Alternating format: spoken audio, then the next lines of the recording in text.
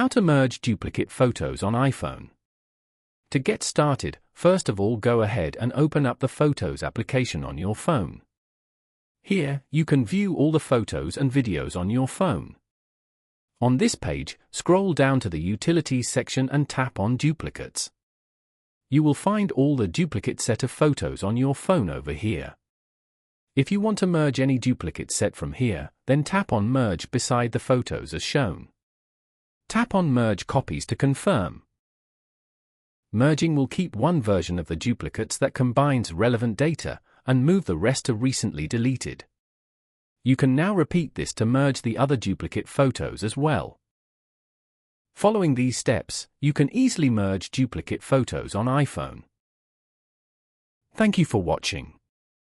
Please leave a like if this tutorial helped you, or leave a comment below if you have any questions related to the video.